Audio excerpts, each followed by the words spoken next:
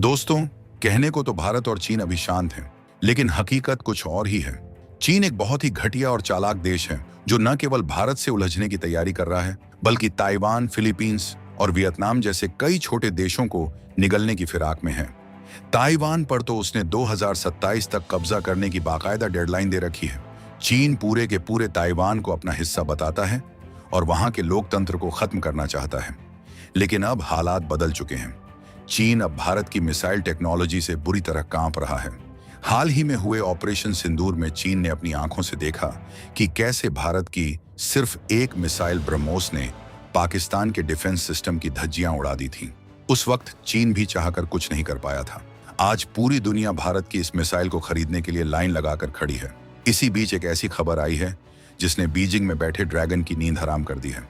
एक ऐसा देश भारत के साथ बड़ी डील करने आ रहा है जिसने चीन की चूलें हिला दी हैं। ये देश कोई और नहीं बल्कि चीन का सबसे पुराना और पक्का दुश्मन वियतनाम है। वियतनाम की पूरी टॉप लेवल टीम भारत आ रही है और खबर है कि ब्रह्मोस मिसाइल सहित कई बड़े समझौतों पर साइन होने वाले हैं। मतलब साफ है, भारत अब दूसरे देशों को अपनी ताकत देकर चीन को उसी के घर में घेरने की रणनीति पर काम कर रहा है। इससे पहले हम फिलीपींस को ब्रह्मोस दे चुके हैं और अब इंडोनेशिया जैसे देश भी कतार में हैं। चीन को लगता था कि वो दक्षिण चीन सागर का बेताज बादशाह है, लेकिन उसे ये अंदाजा नहीं था कि वियतनाम जैसा छोटा देश उसे इतनी कड़ी टक्कर देगा। वियतनाम के राष्ट्रपति तो लम की ये भारत यात्रा कोई साधारण मुलाकात नहीं है। ये द्वारा 5 से 7 मई 2026 के बीच हो रहा है। राष्ट्रपति तो लम अपने साथ सिर्फ मंत्रियों को ही नहीं, बल्कि एक बहुत बड़ी बिजनेस डेलीगेशन और सुरक्षा विशेषज्ञों की टीम भी लेकर आए हैं।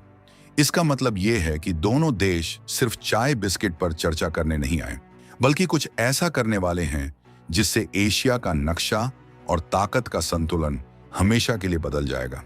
अब सवाल ये उठता है कि वियतनाम अचानक इतना आक्रामक क्यों हो गया है? क्या भारत ने वियतनाम को वो ब्रह्मास्त्र देने का मन बना लिया है जिससे चीन का नेवी बेड़ा एक पल में खत्म हो सकता है? और क्या ये सिर्फ एक मिसाइल डील है या इसके पीछे कोई बहुत बड़ा आर्थिक खेल छिपा है? अब इस पूरी कहानी के पीछे के असली सच को समझिए। भारत और वियतनाम के बीच जो रिश्ता आज आप देख रहे हैं, उसकी नींव बहुत गहरी है। साल 2016 में दोनों देशों ने कॉम्प्रिहेंसिव स्ट्रेटेजिक पार्टनरशिप यानी व्यापक रणनीतिक साझेदारी शुरू की थी। पिछले 10 सालों में भारत और वियतनाम इतने करीब आ गए हैं कि अब चीन के लिए इन्हें इग्नोर करना नामुमकिन हो गया है। आप आंकड़ों को देखेंगे तो हैरान रह जाएंगे।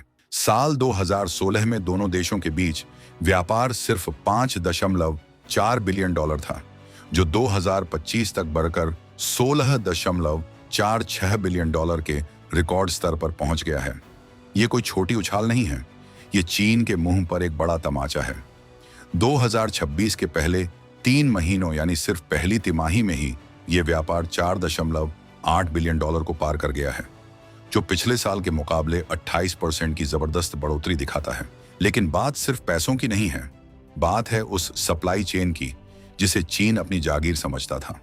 आज पूरी दुनिया अपनी फैक्ट्रियां चीन से बाहर निकालना चाहती है और इसमें भारत और वियतनाम मिलकर एक ग्लोबल मैन्युफैक्चरिंग हब बन रहे हैं। वियतनाम से भारत में इलेक्ट्रॉनिक सामान, मशीनरी और खेती से जुड़े प्रोडक्ट्स आ रहे हैं, जबकि भारत वियतनाम को स्टील, दवाइयां और प्लास्टिक जैसी जरूरी चीजें भेज रहा है जो वियतनाम की फैक्ट्रियों के लिए कच्चे माल का काम करती हैं। वियतनाम की दिग्गज कंपनी विन ग्रुप ने तमिलनाडु में अपना इलेक्ट्रिक व्हीकल प्लांट लगाने का जो बड़ा फैसला लिया है, वो दिखाता है कि वियतनाम को भारत की काबिलियत पर कितना भरोसा है। लेकिन क्या ये दोस्ती सिर्फ फैक्ट्रियों और व्यापार तक सीमित है? बिल्कुल नहीं। असली रोमांच तो डिफेंस सेक्टर में है, जहां भारत अपनी ब्रह्मोस मिसाइल के साथ वियतनाम के समुद्र को अभेद्य किला बनाने की तैयारी में है। ब्रह्मोस मिसाइल का नाम सुनते ही चीनी जनरल के माथे पर पसीना आ जाता है। क्यों? क्योंकि ब्रह्मोस दुनिया की सबसे तेज सुपरसोनिक क्रूज मिसाइल है। इसकी रफ्तार इतनी ज्यादा है कि चीन का कोई भी रडार या एयर डिफेंस सिस्टम इसे ट्रैक तक नहीं कर पाता। वियतनाम लंबे समय से ब्रह्मोस मांग रहा था और 2026 के इस दौरे में इस पर फाइनल मुहर लगने की पूरी संभावना है। अगर वियतनाम के पास ब्रह्मोस आ गई तो वो दक्षिण चीन सागर में चीन के अवैध द्वीपों और उसके जहाजों को सीधे निशाने पर ले सकेगा। भारत ने पहले ही फिलीपींस को ब्रह्मोस की डिलीवरी दे दी है और अब वियतनाम को यह हथियार देना चीन के लिए किसी बुरे सपने से कम नहीं होगा। भारत अब सिर्फ अपनी रक्षा नहीं कर रहा, बल्कि वो अपने दोस्तों को भी इतना ताकतवर बना रहा है कि कोई उन पर आंख उठाने की हिम्मत न कर सके। सोचिए, एक तरफ फिलीपींस के पास ब्रह्मोस है, दूसरी तरफ वियतनाम के पास होगी और बीच में भारत का सपोर्ट। ये चीन के चारों तरफ एक ऐसा घेरा है जिससे निकलना उसके लिए नामुमकिन होगा। वियतनाम को पता है कि अगर उसे चीन के दादागिरी से बचना है तो उसे भारत जैसे भरोसेमंद साथी की जरूरत है। भारत वियतनाम को सिर्फ हथियार ही नहीं दे रहा, बल्कि वहां के सैनिकों को ट्रेनिंग भी दे रहा है और वियतनाम के 20 से ज्यादा प्रांतों में भारतीय कंपनियों के बड़े बड़े प्रोजेक्ट्स चल रहे हैं।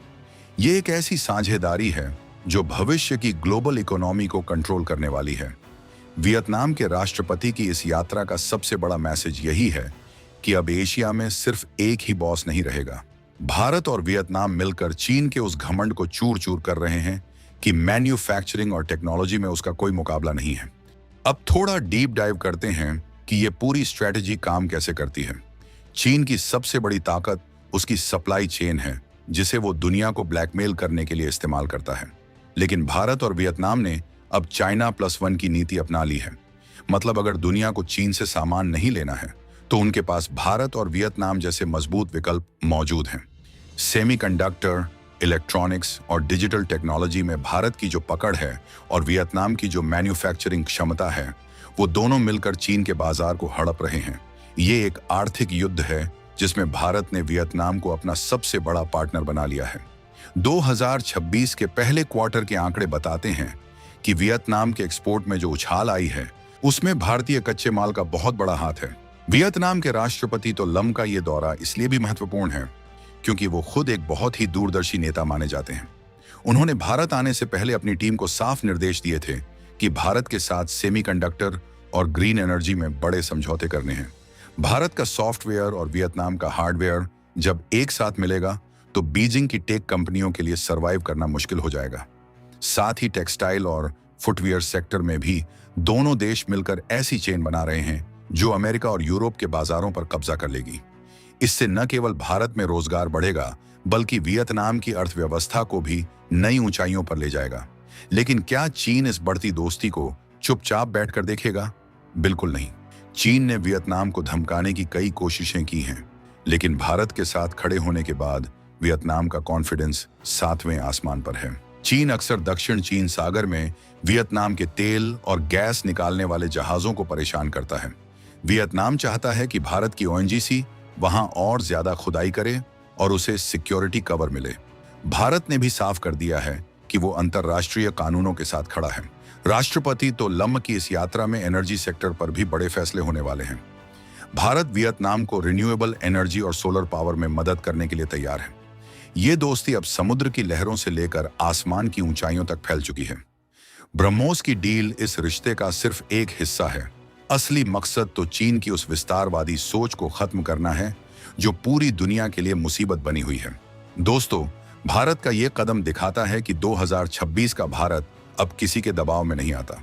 हम अपने नेशनल इंटरेस्ट और अपने दोस्तों के हक के लिए खड़े होना जानते हैं। वियतनाम को ब्रह्मोस देना सिर्फ एक बिजनेस डील नहीं है, ये एक रणनीतिक मास्टर स्ट्रोक है। चीन ने सालों तक पाकिस्तान को हथियार देकर भारत को उलझाने की कोशिश की। अब भारत वही गेम चीन के पिछवाड़े में खेल रहा है। वियतनाम, फिलीपींस और इंडोनेशिया के साथ मिलकर भारत ने एक ऐसा फ्रंट बना लिया है जो चीन के हर वार का जवाब देने के लिए तैयार है। वियतनाम के राष्ट्रपति का ये दौरा आने वाले दशकों की राजनीति तय करने वाला है। भारत ने वियतनाम को भरोसा दिलाया है कि संकट के समय में वो अकेला नहीं रहेगा। अब आप खुद सोचिए, अगर वियतनाम के पास ब्रह्मोस जैसी मिसाइलें होंगी तो क्या चीन दोबारा वहां के समुद्री क्षेत्र में घुसने की हिम्मत करेगा?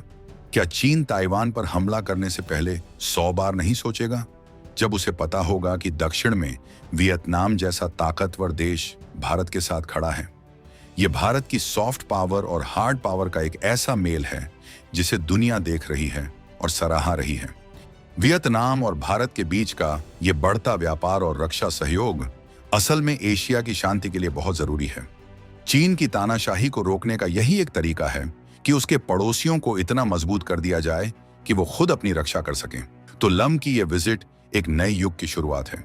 2026 में भारत दुनिया की तीसरी सबसे बड़ी अर्थव्यवस्था बनने की ओर तेजी से बढ़ रहा है और वियतनाम एशिया का नया टाइगर बनकर उभर रहा है।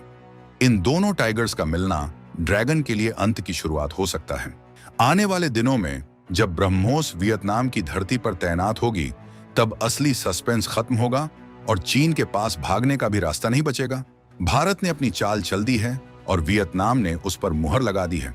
अब देखना यह है कि चीन इस शह और मात के खेल में अगली चाल क्या चलता है, या फिर वो हार मानकर पीछे हट जाता है। वियतनाम के साथ हमारी ये दोस्ती अटूट है, क्योंकि ये बराबरी और सम्मान पर टिकी है। हम चीन की तरह किसी को कर्ज के जाल में नहीं फंसाते, बल्कि हम उन्हें आत्मनिर्भर बनाते हैं। वियतनाम की सड़कों पर भारतीय गाड़ियां और भारतीय फैक्ट्रियों में वियतनामी पार्ट्स, ये है 2026 की नई हकीकत। राष्ट्रपति तो लम का स्वागत करते हुए पूरा भारत आज गर्व महसूस कर रहा है, क्योंकि हम जानते हैं कि ये द्वारा इतिहास लिखने जा रहा है। ये सिर्फ दो देशों का मिलन नहीं है, ये दो बड़ी ताकतों का संकल्प है कि अब अन्याय और विस्तारवाद को बर्दाश्त नहीं किया जाएगा। दोस्तों, आपको क्या लगता है, क्या वियतनाम को ब्रह्मोस मिलने के बाद चीन अपनी हरकतों से बाज आएगा? क्या भारत को और भी देशों को इसी तरह के घातक हथियार देकर चीन को चारों तरफ से घेर लेना चाहिए? अपनी राय कमेंट में जरूर लिखिएगा, क्योंकि आपकी आवाज ही भारत की असली ताकत है। अगर आपको लगता है कि भारत की ये रणनीति सही है, तो इस वीडियो को इतना शेयर कीजिए कि ये मैसेज ड्रैगन के कानों तक भी पहुंच जाए। 2026 का भारत झुकने वाला नहीं, बल्कि आंख में आंख डालकर बात करने वाला भारत है।